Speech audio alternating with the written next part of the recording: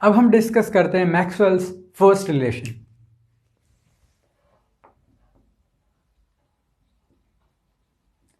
Maxwell's first relation, हमने जो thermodynamic relations थे या फिर बोल सकते हो जो मैक्सवेल रिलेशन के लिए हमने एक जनरल फॉर्मूला डिराइव किया था, वो कुछ इस तरीके से था कि delta of P V delta X Y is equal to delta of T S और डेल्टा एक्स वाई। ये एक तरीके से जैकोबी फॉर्म में है। ओके, सो अब हम इसको डिटर्मिनेंट फॉर्म में भी चेंज कर सकते हैं। ओके, सो अगर इसको चेक करें तो हमारे पास रिलेशन क्या था, यहां से अगर आप चेक करो तो delta p divided by delta x। Okay, और यहाँ पर आपका y कांस्टेंट है और delta p divided by delta y और x कांस्टेंट था। उसी तरीके से delta v divided by delta x at y constant और delta v divided by delta y और यहाँ पर x कांस्टेंट। ओके, सिमिलरली यहाँ पर अगर चेक करें तो delta t divided by delta x y constant, delta t divided by delta y x constant, उसी तरीके से delta s divided by delta x y delta s divided by delta y x। कुछ इस तरीके से हमारे पास रिलेशन था। ओके, अब हम अगर first relation, Maxwell's first relation अगर हम डिराइव करना चाहते हैं, ओके, तो हमें x और y जो है उनको रिप्लेस करना पड़ेगा। जो क्वांटिटी हमने एक्सप्लेन की थी, या तो आपका प्रेशर होगा या टेम्परेचर होगा या वॉल्यूम होगा या फिर एंट्रोपी होगा, इन चारों में से हमें दो चूज करने। ओके, अब सपोज x जो है वो सपोज हमारा टेम्परेचर है अगर हम कंसिडर करें, y जो है वो आपका सपोज वॉल्यूम है। देन देखते हैं कि ये जो रिलेशन है ये आपका किस तरीके से चेंज हो जाएगा। तो इसको थोड़ा सिंप्लीफाई करके लिखते हैं कि क्या रिलेशन है हमारे पास।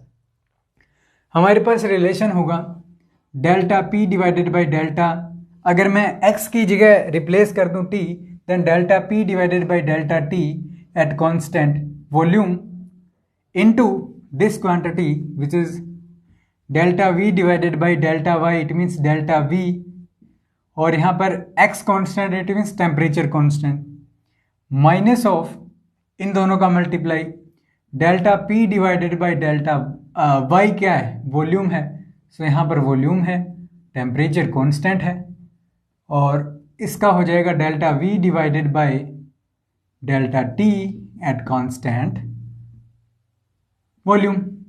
ओके, इज इक्वल टू, यहां से अगर चेक करें तो delta t divided by delta t, okay, और volume constant into this quantity delta s divided by delta v at constant temperature. Okay, negative of इन दोनों का मल्टीप्लाई करते हैं तो delta t divided by delta v at constant temperature और delta s divided by delta t at constant volume. कुछ इस तरीके से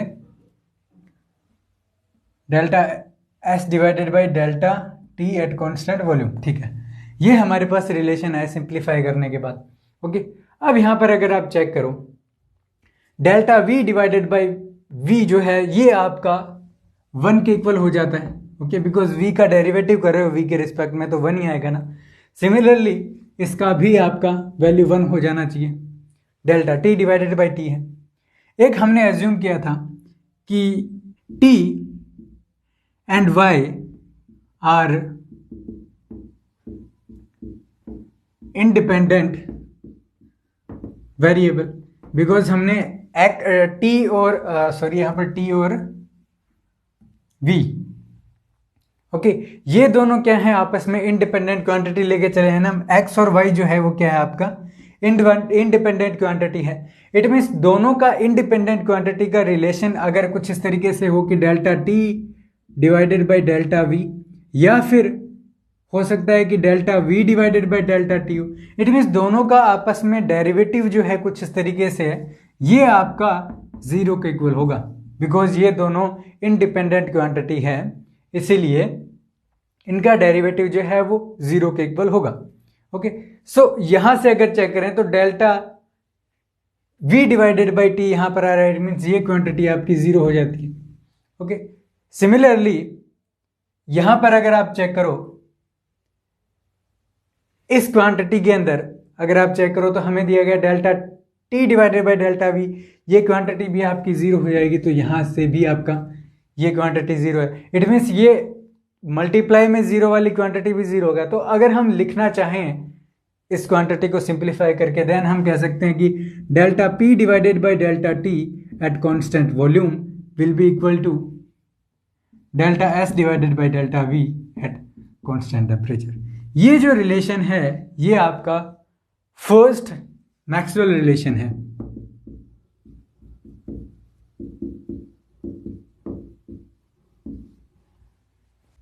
अब अगर हम इस इक्वेशन की तरफ देखें तो देखिए हमें यहां से क्या मिल रहा है कि pressure change at constant volume with respect to temperature. Okay, कि प्रेशर कितना चेंज होगा विद रिस्पेक्ट टू टेम्परेचर जब आपका वॉल्यूम जो है वो कांस्टेंट हो। ये जो क्वांटिटी है ये किसके इक्वल होगी? Change in entropy with respect to volume at constant temperature. Okay, so यहां से देखिए कि entropy change with respect to volume find out करना इजी नहीं है। ओके, बट यहां पर हम चेक कर पा रहे हैं कि जो एंट्रोपी चेंज है विद रिस्पेक्ट टू वॉल्यूम वो इक्वल होगा आपके pressure change at constant pressure change with respect to temperature at constant volume के। ओके, सो इट मीन्स हमने क्या किया कि आपके जो थर्मोडायनेमिक रिलेशन है उसकी हेल्प से जो प्रॉब्लम था एंट्रोपी चेंज फाइंड आउट करना विद रिस्पेक्ट टू वॉल्यूम वो हमने सिंप्लीफाई कर दिया in terms of pressure change with respect to temperature. Okay, so ये एक तरीके से यहां पर अगर आप चेक करो तो इस इक्वेशन का यूज कर सकते हो आप। ओके, सो यहां पर अगर आप इसका यूज करना चाहो तो कहां पर कर सकते हो? ओके, सो यूज यहां पर आप चेक कीजिए कि टेम्परेचर आपका कांस्टेंट है।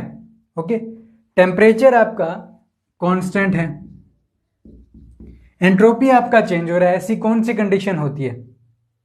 ऐसी कंडीशन हमने चेक किया कि जब आपका फेज ट्रांजिशन होता है उस केस में एंट्रोपी तो चेंज होता है बट टेम्परेचर जो है वो आपका कांस्टेंट रहता है और वॉल्यूम भी वहां पर चेंज होता है। It means entropy change with respect to volume हो सकता है वहां पर at constant temperature. Okay, so ये क्वांटिटी वहां पर निकाल सकते हैं। ओके, वो निकालेंगे कैसे?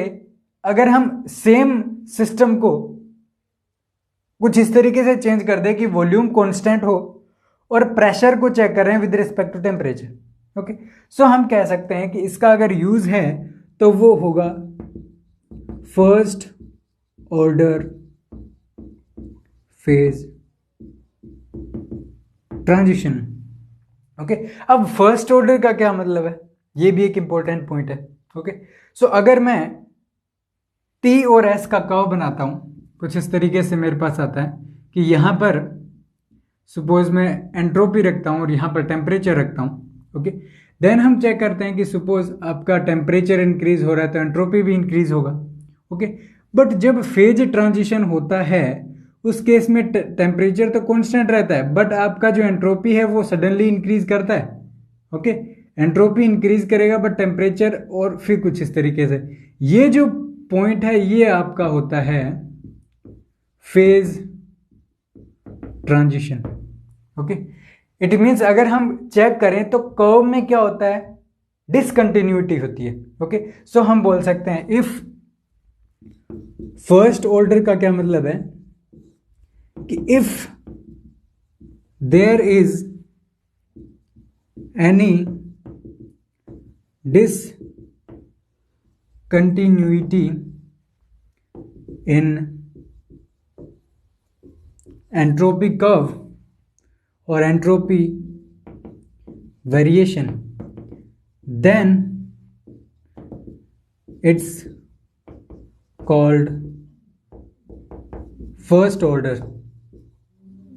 ओके, फर्स्ट ऑर्डर का मतलब है कि आपका डिसकंटिन्यूटी हो रहा है जो कि यहां पर है। देखिए एंट्रोपी सडनली इंक्रीज कर रहा है तो ये जो है ये आपका डिसकंटिन्यूटी है।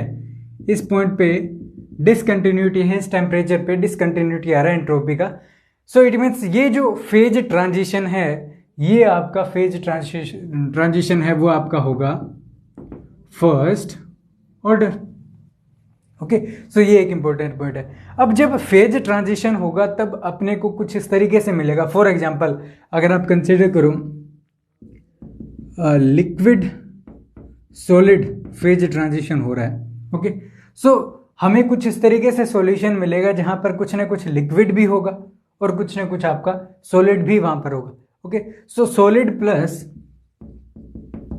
प्लस लिक्विड का हमें सॉल्यूशन मिलता है सॉलिड लिक्विड फेज ट्रांजिशन में। ओके, ये भी एक इंपॉर्टेंट पॉइंट है, इसका हम यूज करेंगे। ओके, अब सपोज अब हम इस रिलेशन को टेम्परेचर से अगर मल्टीप्लाई कर देते हैं, देन देखिए क्या होगा।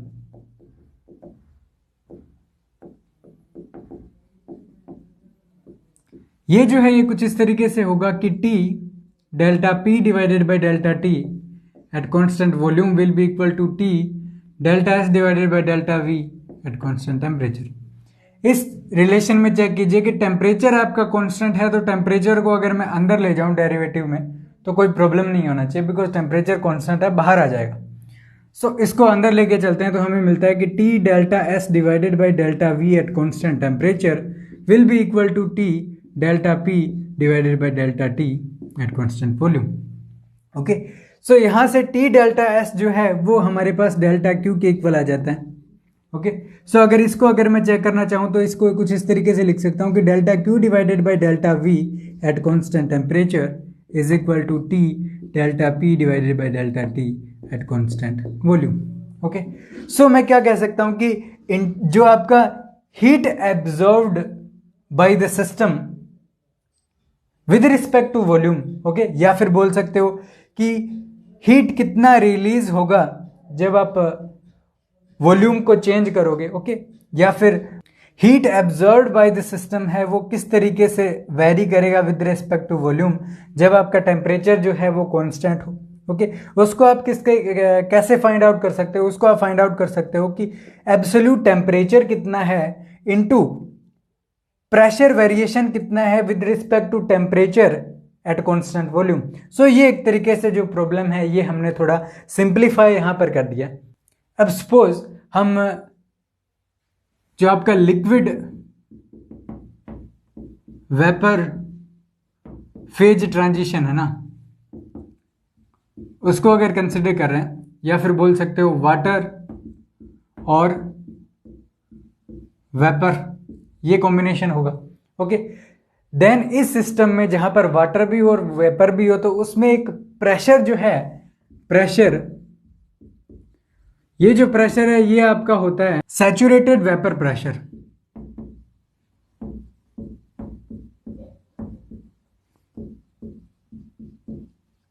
ये जो वेपर प्रेशर है ये इक्विलिब्रियम में होता है और किसी भी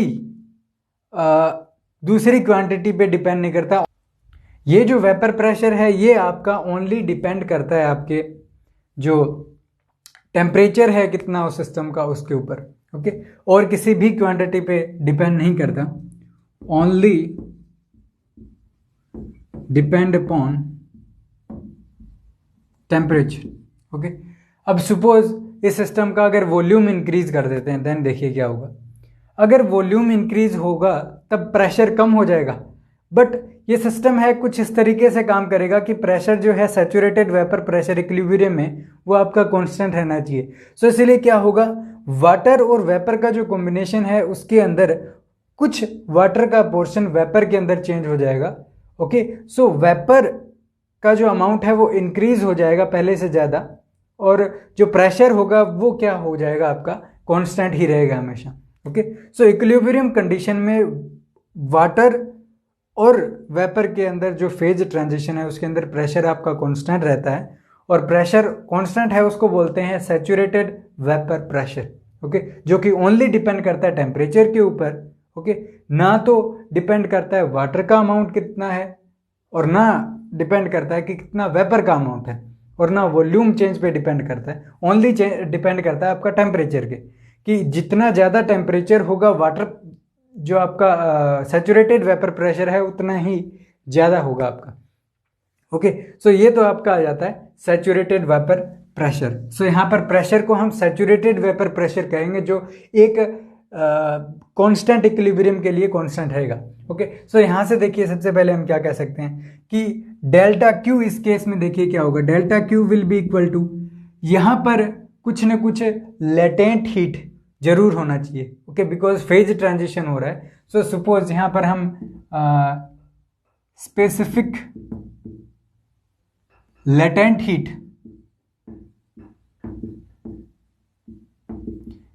ऑफ वेपराइजेशन, ओके, ये होगा। सो हम कह सकते हैं कि delta Q will be equal to L. Okay, और सपोज अगर हमने डीवी अमाउंट चेंज किया है, ओके, कि बिकॉज हमने चेक कर पा रहे हैं ना कि प्रेशर कांस्टेंट रहना चाहिए। Okay, so suppose volume change जो है, वॉल्यूम चेंज वो हमारा है कितना, डेल्टा वी। ओके, अब इतना वॉल्यूम चेंज है वो किसके इक्वल होगा, अगर आप चेक करो, ये जो वॉल्यूम चेंज है वो इक्वल होगा कि कितना आपका वेपर का वॉल्यूम है माइनस कितना लिक्विड है, लिक्विड का वॉल्यूम है। तो ये जो है इसको बोलेंगे volume of vapour minus volume of liquid. Okay, अब डेल्टा क्यू हमने चेक कर लिया क्या होता है, L into delta M, because अगर हमने वॉल्यूम इतना चेंज किया है तो सपोज डेल्टा एम अमाउंट है लिक्विड का, वो चेंज हुआ है आपका वेपर के अंदर। So L into delta M phase transition हुआ ना, तो ये जो है ये आपका क्या हो जाता है, delta Q. Okay, delta Q हमारे पास आ जाता है। ओके, अगर हम ये जो वॉल्यूम चेंज है इसको स्पेसिफिक वॉल्यूम के अंदर चेंज करें, suppose D V divided by delta M is equal to V vaporization minus V liquid. Okay, और इसको स्मॉल वी से अगर मैं रिप्रेजेंट करूं, बिकॉज अगर मैं वॉल्यूम को इसको डिवाइड करता हूं ना डीएम से, तो ये स्पेसिफिक वॉल्यूम बन जाता है। तो मैंने कुछ इस तरीके से स्मॉल वी से रिप्रेजेंट कर दिया इसको। ओके, सो ये अपना क्या बन गया, स्पेसिफिक वॉल्यूम। सो अगर मैं इन दोनों टर्म्स का वैल्यू यहां पर पुट करता हूं कि डेल्टा क्यू मुझे पता है और डेल्टा वी हमें पता है, टेम्परेचर कांस्टेंट ही होता है फेज ट्रांजिशन में, तो ये जो रिलेशन है ये आपका हो जाएगा कि delta P divided by delta T, और यहाँ पर टेम्परेचर है और यहाँ पर volume constant, will be equal to L D M divided by D M. Okay, because D V will be equal to D M into ये जो volume है आपका स्पेसिफिक वॉल्यूम जो है वो। ओके, सो यहां से अगर मैं चेक करूं तो डीएम आपका कैंसिल हो जाएगा, और delta P divided by delta T जो है एट कांस्टेंट वॉल्यूम वो आपका हो जाएगा L divided by T V specific volume at vaporization minus specific volume at liquid. Okay, ये स्पेसिफिक वर्ड आप हमेशा ध्यान रखना कि पर यूनिट मास में कितना वॉल्यूम चेंज हुआ है वो आपका स्पेसिफिक वॉल्यूम चेंज है। ओके, सो यहां से देखिए कि एक पर्टिकुलर इक्विलिब्रियम के लिए, जो कि लिक्विड वेपर के अंदर हो सकता है, चाहे सॉलिड लिक्विड में हो सकता है या फिर सॉलिड गैस में हो सकता है, किसी भी तरीके का फेज चेंज अगर हो रहा हो तो उसके लिए एक इक्विलिब्रियम कंडीशन जरूर होगी, और वहां पर आपका जो वेपर प्रेशर है वो आपका एक सैचुरेटेड कंडीशन में जरूर होगा, जो जहां पर हमने डिस्कस किया था आपका saturated vapour pressure. It means एक कंडीशन है जहां पर आपका इक्विलिब्रियम कंडीशन में ये जो प्रेशर होगा, प्रेशर चेंज, ये आपका किसके इक्वल हो जाएगा, सैचुरेटेड कंडीशन में हो जाएगा इक्विलिब्रियम में। सो इस इक्वेशन को हम लिख सकते हैं कि delta P divided by delta T, okay, saturated will be equal to L divided by T vaporization minus liquid. Okay, और यहां पर आप वॉल्यूम कांस्टेंट रखते हो, यहां पर आप वॉल्यूम भी आप यहां पर लिख सकते हो, इट मीन्स ये कांस्टेंट है वॉल्यूम यहां पर। ओके, ये जो इक्वेशन है ये आपका होता है क्लासियस क्लैपेरॉन इक्वेशन। ओके, ये एक इम्पोर्टेंट इक्वेशन है थर्मोडायनेमिक रिलेशन में। ओके, क्लासियस-क्लैपेरॉन इक्वेशन जो है वो एक बहुत इंपॉर्टेंट रिलेशन है। इसका हम यूज़ कहाँ करते हैं? जब फेज ट्रांजिशन को स्टडी करना होता है ना, वहाँ पर हम इसका यूज चेक करेंगे।